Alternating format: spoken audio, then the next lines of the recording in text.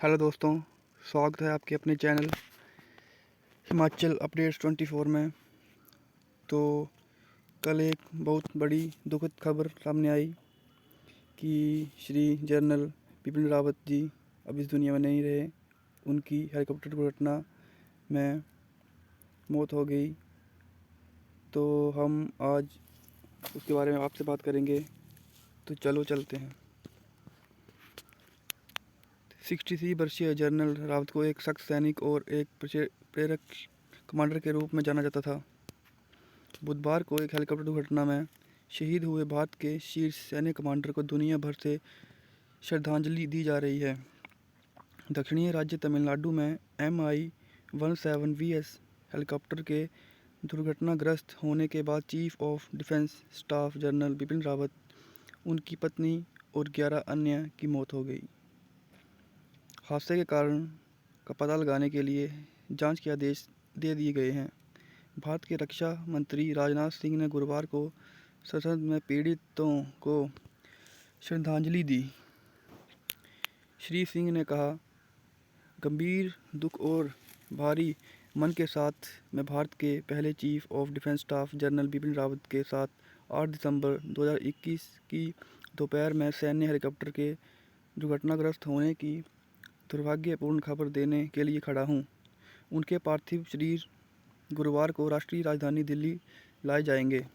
General Rawat और उनकी पत्नी मधुलिका का अंतिम संस्कार शुक्रवार को होगा। पूरे सैन्य सम्मान के साथ जनरल का अंतिम संस्कार किया जाएगा। अमेरिकी रक्षा सचिव लॉयड ऑस्टिन ने कहा कि जनरल रावत वॉशिंगटन के लिए एक मूल्यवान भागीदार थे।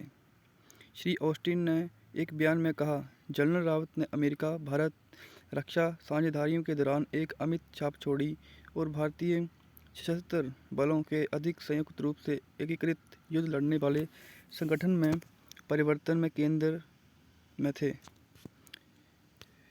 मृत्यु भोज भारत के कठिन शीर्ष जनरल अमेरिकी विदेश मंत्री एंटनी ब्लिंकन ने जनरल रावत को असाधारण नेता कहा।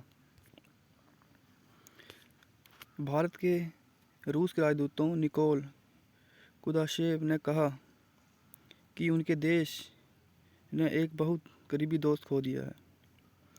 ट्विटर पर उन्हें लिखा, जनरल रावत ने हमारी द्विपक्षीय विशेष और विशेषाधिकार प्राप्त रणनीतिक साझेदारी को बढ़ावा देने में एक बड़ी भूमिका निभाई। भारत के साथ शोक मना रहे हैं। अलविदा दोस्त, विदाई कमांडर। भारत में यूरोपीय संघ के राजदूत ऊगो एस्टूटो ने ट्वीट कर जनरल रावत और उनके साथ शहीद हुए अन्य सैन्य कर्मियों के परिवारों के प्रति संवेदना व्यक्त की है। भारत में स्थित अन्य राजनयिकों ने भी दुर्घटना पर दुख व्यक्त किया। पाकिस्तान के शीर्ष सैन्य अधिकारियों ने भी दुखद मौत पर संवेदना व्यक्त की। द हिंदू अखबार की रिपोर्ट के अनुसार पाकिस्तान के सेनाध्यक्ष जनरल कमर जावेद बाजवा ने 2008 में कांगो में संयुक्त राष्ट्र शांति मिशनों में जनरल रावत के साथ काम किया था। तो आप नीचे देख सकते हैं, जनरल रावत एक प्रतिष्ठित सैन्य अधिकारी थे। भारत में प्रधानमंत्री नरेंद्र मोदी ने जनरल रावत को श्रद्धांजलि अर्पित की, जो भारत के पहले चीफ ऑफ डिफेंस स्टाफ थे। ट्विटर पर श्री नरेंद्र मोदी जी ने कहा, जनरल रावत अपने साथ सेना में सेवा करने का एक समृद्ध अनुभव लेकर आए। भारत उनकी असाधारण सेवा को कभी नहीं भूलेगा। एक सच्चे देशभक्त, उन्होंने हमारे सशस्त्र बलों और सुरक्षा तंत्र के आधुनिकीकरण में बहुत योगदान दिया। राजनीतिक मामलों पर उनकी अंतर्दृष्टि और दृष्टिकोण अपवाद थे। उनके निधन से मुझे गहरा दुख हुआ है। श्री सिंह और अन्य नेताओं ने भी जनरल रावत को अन्य को श्रद्धांजलि दी। भारतीय विपक्षी नेता राहुल गांधी ने दुर्घटना को अभूतपूर्व त्रासदी कहा। इस घटना पर कई फिल्में, सितारों को खिलाड़ियों ने भी दुख जताया। भारतीय वायुसेना के कुन्नूर शहर के पास पहाड़ियों में कोहरे के मौसम में हुई दुर्घटना की जांच के आदेश दिए गए हैं। बुधवार शाम को एक कैबिनेट सुरक्षा समिति ने प्रधानमंत्री नरेंद्र मोदी की अध्यक्षता में एक आपातकालीन सत्र आयोजित किया। दुर्घटनाग्रस्त की छवियों में हेलीकॉप्टर के टूटे हुए अवशेषों से धुएं के घने ढेर दिखाई दे रहे हैं और स्थानीय लोग आग बुझाने की कोशिश कर रहे हैं। हेलीकॉप्टर में सुलूर में सेना के अड्डों से उड़ान भरी थी जब यह दुर्घटनाग्रस्त हो गया। दुर्घटनाग्रस्त के पहाड़ी स्थान के कारण बचाव प्रयासों में बाधा उत्पन्न हुई, जो वनस्पति से घना है। जनरल रावत, जिनका जन्म 16 मार्च 1958 को उत्तरी राज्य उत्तराखंड में हुआ था, एक सम्मानित अधिकारी थे जो अक्सर देश के अशांत क्षेत्रों में इकाइयों की कमान संभालते थे। हाल के महीनों में जनरल सेना के आधुनिकीकरण पर ध्यान केंद्रित कर रहे थे।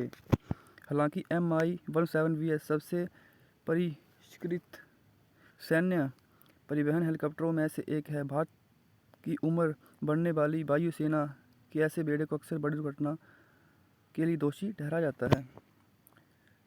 पूर्व सेना प्रमुख जे सिंह ने कहा कि एक सुरक्षित सिद्ध हेलीकॉप्टर था। ये कहते हुए उन्होंने खुद कठिन परिस्थितियों में इस पर यात्रा की थी। 2017 में उत्तर पूर्वी राज्य अरुणाचल प्रदेश में Mi-17 दुर्घटना में 7 सैन्यकर्मी मारे गए थे। हेलीकॉप्टर एक प्रशिक्षण उड़ान पर था। इससे एक साल पहले उत्तरी राज्य उत्तराखंड में एक सैन्य अभ्यास के दौरान टेक ऑफ के तुरंत बाद एक हेलीकॉप्टर दुर्घटनाग्रस्त हो गया था। किसी के हताहत होने की सूचना नहीं थी। तो दोस्तों, ये थी पूरी जानकारी और किन किन लोगों ने इसके लिए शोक मनाया है उसके बारे में पूरी जानकारी। तो मैं आशा करता हूँ आपको ये वीडियो अच्छी लगी होगी। कमेंट करें, सब्सक्राइब करें। धन्यवाद। जय हिंद, जय भारत।